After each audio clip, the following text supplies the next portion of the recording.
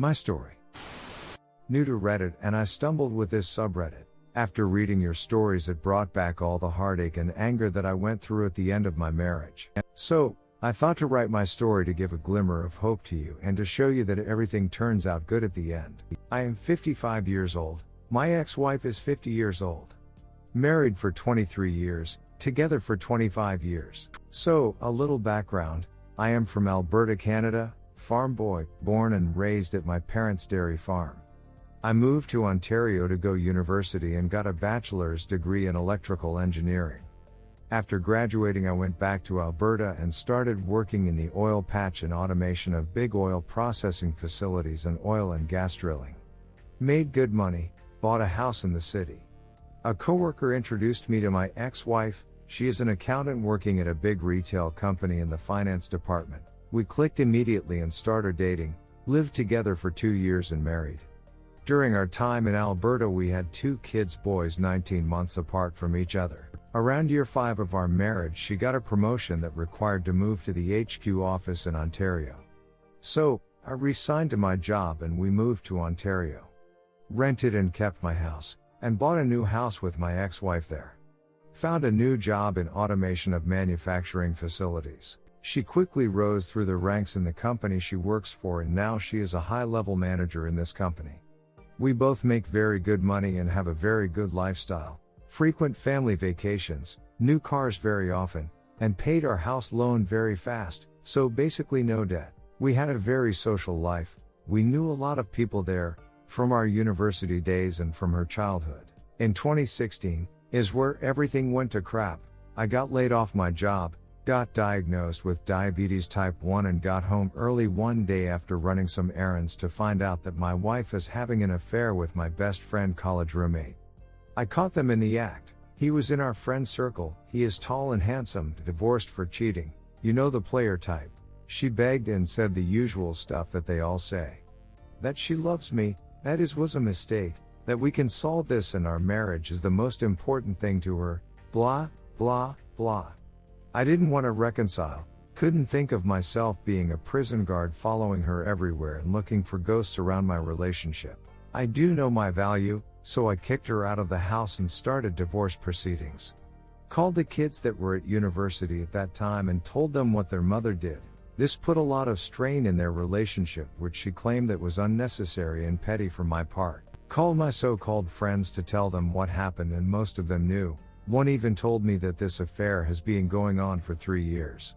I was oblivious, maybe because I was naive and trusted completely my then wife. After knowing this, I went no contact with my ex. Every communication came through my lawyer. I cut them all out of my life, never spoke to them again. I got depressed, had rage issues, did not sleep, did not eat during that time.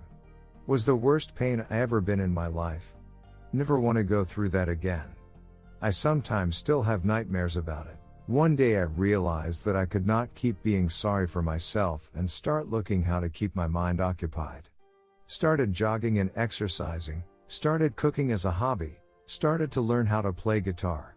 Anything to keep my mind of remembering all the crap that I've been put through. Playing guitar was one of the things that helped me a lot. Is very hard to master, takes a lot of practice, and took a bunch of hours of the day that I would otherwise spend wallowing. One of the first songs I learned is The Sound of by Jan Arden. It is a song about recovery and I truly recommend it. Another thing that helped was buying a puppy dog, a Rottweiler, the breed that we used to have at the farm. My ex hates animals, so we didn't have one. Taking care of the puppy also allowed me to take things off my mind, and having it being dependent of me gave me a reason to keep going. During the divorce, we sold the house and split the equity, split the money in the savings account. RSP's retirement didn't need to be divided since we both had the same amount saved, and after the divorce I moved back to Alberta since I had a house here and started my consultant business, and I am doing very well, even in this recession. Sold my house and bought one in Canmore at the foot of the Rockies and have the woods as my backyard. I'm not very good at social media, never cared for it. I do not even have a Facebook profile, so not following my ex-wife was very easy, nor did I want to know what she was doing. In 2018, I went back to Ontario for my son's graduation and I met my ex there. She asked since I was there visiting if we could grab a cup of coffee someday and catch up.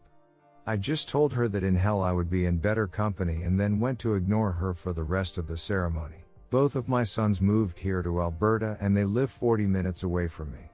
This had to be a shock to my ex, since Ontario is 4 hours away by plane and like 36 hours away by car, and that makes it very difficult for her to come and visit the kids. Not everything is great as it sounds. I haven't been able to be in a relationship again. I have trust issues and decided that it isn't fair to my partner, so I stopped dating altogether. I am alone but I don't feel lonely. I am very happy with my life even if I don't have anybody to share it with. For all of you in this sub, my heart goes to you and what you are going through, but I can testify that it gets better.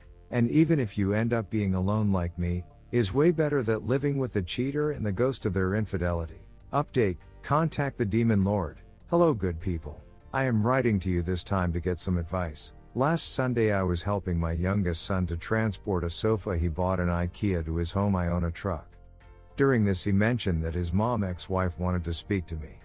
My sons know that they aren't allowed to give her my number and thus the relay of the message. I haven't spoke to her since my youngest graduation from college, and wasn't in my plans to ever speak to her again. Being fair, this raised my curiosity. Why now after all this time? Does she want to truly apologize? Or maybe she just wants to clear her conscience. So I have spent all this time since then mulling over the idea of calling her, also playing outside all these nights. For some reason can't get this song out of my head. So to summarize good people, what do you think I should do? Update, contact the demon lord. This is an update of my last post, the demon lord. Thank you for all you guys for your advice. Your comments helped me to unstuck my head and pull it out of my A. I did follow your recommendations and asked my youngest for my ex's email account, created a new Yahoo Mail account for this purpose and wrote her to find out what she wanted. She wrote me back an email. And after all the normal pleasantries she wrote to tell that my ex-bestie died from a heart attack last month. So last night I wrote back the following to her. Dear Satan spawn, I really do not have words that can describe this. Except Mazel Tov maybe. Right now am I unable to grieve for him because my heart is already grieving for the death of Prince Philip, Duke of Edinburgh. A person that I never met or had any influence in my life whatsoever. Please do not try to contact me ever again. Sincerely, betrayed spouse of 3 years. After that I set her email address as spam in my primary email just in case. Maybe I was too harsh? Too much of an a-hole? I did not desire any harm to them, but definitely I still resent them. Anyway, thanks to everyone that helped me through this. You guys rock. Redditors reactions. Redditor 1, thank God she cheated on you, because now you don't have to spend the rest of your life with an idiot. I actually looked around the room in a daze after reading this, trying to figure out if I was being punked. Why, dear Lord, why would she ever have thought that telling you the man she had betrayed you with had died was worth reaching out to you for? How could that possibly have seemed reasonable? Yes, my ex hates me. And he hasn't talked to me in years. And he has me blocked in everything. And he moved specifically to put an entire continent between us, but I bet he'll be really thankful if I reach out to tell him the man I cheated on him with has passed away. It'll be better if he hears it from me. He'll probably need consoling.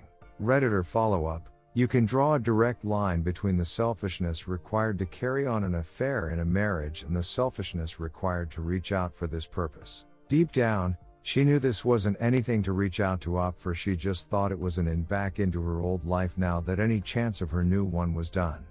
Just like a prototypical cheater, selfishly trying to have everything they want all the time. Redditor 2, I laughed a lot with this. You could write this to her. I guess his heart betrayed him. Redditor 3, I simply would have written one down, one to go.